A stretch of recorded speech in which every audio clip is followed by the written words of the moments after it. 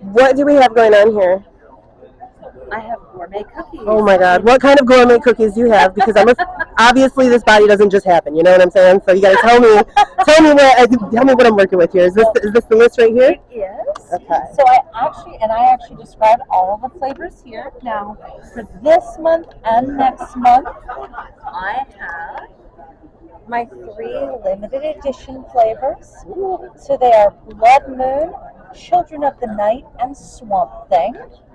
Blood Moon is a red velvet with cherries and cream cheese chips. Nice.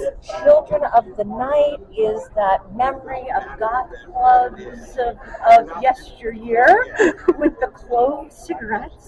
Oh yes. So it is a dark chocolate, clove, cinnamon chips, cherries, strawberries, raspberries, and a smoky black tea. Nice.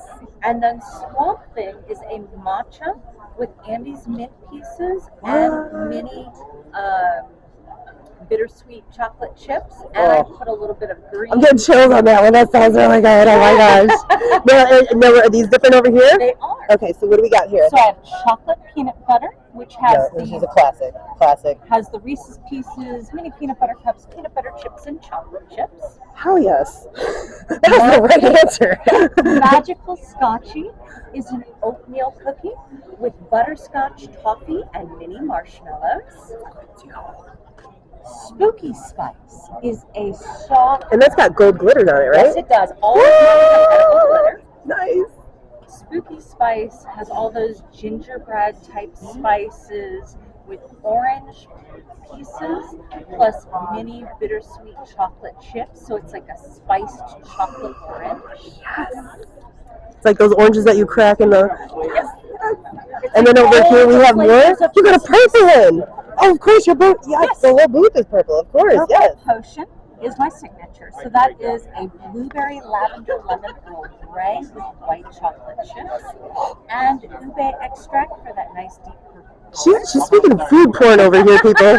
Food porn. Love Potion is a dark chocolate with cinnamon chips, strawberries, and rose, and it has enough of that cinnamon that as you finish it, it gets a little bit of that light heat. Because, love Potion. And we have caramel apple chai with actual chai tea in it. Love chai. And I do have sample packs. You have the variety pack. Creature Feature, which is the 3 of the month. Yep. That's awesome. Now, do you have like a website where can people find you? I do have social media, so I am on Facebook, Instagram, TikTok. And what's your tag on there? Everything you will find with Alita's Alchemy. And then yes, get the spelling right. We got this. Perfect. Okay, perfect. And starting in October, I should be full-time at the Bradenton Public Market. Oh, see, I'm in Port Charlotte, so that's not far. That's not far. See, I'm actually in Sarasota. Nice. Okay. I was like, it was a debt lawyer's weekend for me. I just loaded up on that for my treatsies for all my people. But yeah. Well, it's like being up here. I'm like, I'm hitting all the cool bakeries up here. Yes, there's a lot of good stuff here. Ooh, this morning I went to Sugar Dough Bakehouse. They're I think I saw a card about them, but I have not gone. Was it what's left of the rose lychee lemonade that they do? They actually have a little lychee fruit on top. That's awesome. It was amazing.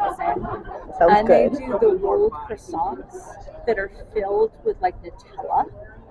And then they got the chocolate and caramel and stuff on top with the drizzle and the roll. That chocolate drizzle on top.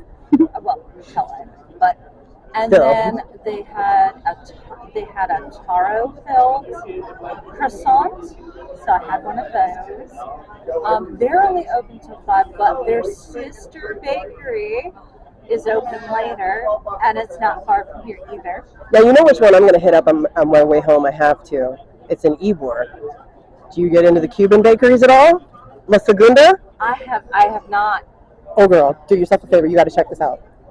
Been there more than 100 years. Oh, okay. They supply all the Cuban bread for Beef O'Brady's and Disney. Oh, wow. So you know they're doing something right. But you have to go to the original location in Ybor because a lot of the other ones just do the sandwiches. But their bakery, it's a good place to put on some calories, just what I tell you. So what I'm going to check out after this is light on the sugar. And they're only about like 17, 18 minutes from here. So that's what I said. That's not bad. I'm up here. Yeah, right? I'm up for it. They would. Because we were thinking lunch, so we got to eat somewhere. I follow them on Instagram, and you like see these images on Instagram. And I will say, so Sugar Dough is actually next to East End Market. Okay. Which is where Gideon's Bakehouse started. Oh. That's their original location. So I've been there before because that's who inspired me. Nice. I liked Gideon's, but I wanted to do kind of my thing. Yeah. Because, like, obviously my flavors go a little. No, I love it. Crazy. I think it's fucking awesome. That is the right combination. That's the right combination. Yes. Well, you know what I mean? Like, mine go a little crazier. No, that's like good. I'm in everything but the kitchen sink is myself, so it's like the more the merrier. Throw it in. For me, I love playing with flavors, whether I cook or whether I bake. Because I do both. My baking, apparently, now it's all recipe. I'm doing everything by weights. But before that, I broke the rules because supposedly you're not supposed to be able to just wing baking. Well, I can. You do the base recipe exactly as it should, but beyond and then that, you throw a couple extra things in. That's what my mom says. It's always a good cookie recipe, and it's just you change a few ingredients. Exactly. Sure, you have to be exactly the base recipe, but that says nothing about what you add to it. Yeah. And for me, it was always that, like, that smells about right. That looks about right. Yeah, that feels right. Yeah. You're like, it's science. I'm like, that's science. I know what I like tasting together, and chocolate and peanut butter is one of them. That's that whole idea behind the name. Yes. It's just alchemy. Well, baking is kind of like it is. Alchemy. It's all chemistry. Science. It's all chemistry. Like all this chemistry, but also this creativity. It is. Which is fun. Because you can have people that you have 3 people make the same recipe, and all 3 come out different. Somebody added a little bit of this, a little bit of that. I gather I must have a fairly sensitive palate because people will be like, oh, black licorice. I'm like, that's not black licorice. I can taste the difference between anise, what are the 3? Anise, fennel, and licorice root. I hate licorice root. I happen to like the other 2. I can taste the difference. I'm not a fennel fan, so for me, yes. Yes. You know that funny thing? I'm like, no, there's a difference. And I like these, and I don't like them. Yeah, it is kind of like that. So, but a lot of people, apparently, it's not black licorice to them. A lot of people can't taste the difference between. So, my dad, he's an instant salter. It doesn't matter what you give him, he is adding salt to it. You know what I mean? Like, before he tastes it, every time. My thing is, like, I'll get TV dinners, right? Why do all TV, I know because they have a lot of salt, but I mean, why do they think this is the only seasoning that exists is salt? Because every TV dinner, I'm like, okay, so time to break out the rainbow peppercorn grinder. Maybe a little cilantro. Let's do the Italian seasoning. Oh no, I'm a little more feeling the herbs de Provence today. I'm like, little cheese on there might not hurt. I'm always like, okay, time to add the real flavor. Yes. I'm definitely like that with pizza too. I'm like, if I get a frozen pizza, I'm like, hold on, I gotta doctor this like real bad. Hold on, let me get my spices. It's like years ago, I remember having a friend over and I made, I think it was omelets. And of course, I make nothing plain or bland. I'm Cajun. I don't do bland. But where are you from originally? Are you Louisiana? Or? So I was actually born in Florida. Oh, okay. But my entire family was from Louisiana. My mother was born in New Orleans. I used to live in New Orleans. That's awesome. And then my father's small town in Louisiana. But like what small? Like Puma or something? Or? Like they have the black bear as the resident there, and that's it. But I mean, that small. Yeah, there's some real small It's places out there. bizarre name that I like. I just But yeah, well, I mean, I lived in La Plaza as a kid for a while, which is it 45 minutes? I think it's actually 45 minutes. I always thought it was 30 minutes because my mother. Comes on traffic. Fast. Well, no, I'm thinking because my mother also, One foot. I used to describe it as she drove like the Dukes of Hazzard. It works. But yes, so basically, I'm related to the state of Louisiana. Nice. Because you know how that is. Hey, there's good food there. That's a food state, in my opinion. Don't do bland. Exactly. I'm definitely into spicing it up. But yeah, so it was funny, like making omelets and having this friend go, oh my God, this is the best omelet I've ever had. I'm like, no, get off that, but it makes the difference. It makes the difference. That's for sure. Well, anyways, I will let you get back to it. Thank you so much for talking to us. Yeah. I'm probably going to have to come back with some money and try some of this because this body don't just happen, Nice to meet you. What you got going on? How many books you got? I have 14 books. 14 books. Catch up. I've got more than 100.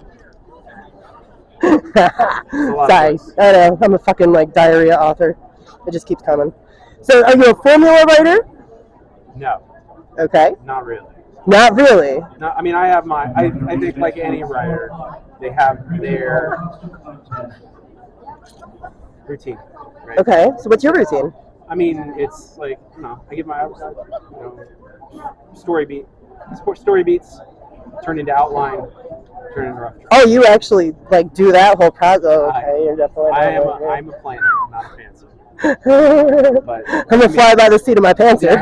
Yeah, whatever works for you. That's exactly. I mean, every once in a while I'll write it out, but I like the National Novel Writing Month challenges where it's just write, just keep writing. It is story beats and outline into first draft, and then let it sit for a while and then come back. Sometimes you have to just let it go on the back burner and just let your brain work on it. I just forget about it. Yeah. Come back. But do you ever have inspirational places where you if you can't think of something, if you get writer's block, you go somewhere? I mean, it's usually I do 98% of my work on a computer. But if I'm struggling, I go back to pen and paper. I go notebook and either honestly my couch or to a coffee shop. And then kind of just what's wrong? And on paper, for some reason, it's easier to just sketch out and figure out. Sometimes, yeah, because you can draw it out with a little chart. I chart sometimes. Yes. Flow chart. Yes, exactly. It's why the hell can't I get from here to here? Why? What's the problem? And usually that is. The place for me, and I swear to God, I don't know what it is about it. If I'm writing and I get frustrated, I have to stand up. Something about just walking into the bathroom. Have you ever had bathroom inspiration? Do you know what I'm talking about? Lots of. It's pretty much just walk around and stare at my house. Yeah. I'll just walk into the bedroom and just stare into the empty bedroom and go, why? And I don't know. It's downloading and processing. There is a meditative thing about it. Yes. It is getting away from the normal work. I think it's still part of that. It's getting away from where I do most of my writing. It breaks some sort of weird routine or something. When you write, are you only novels, or do you do poetry, or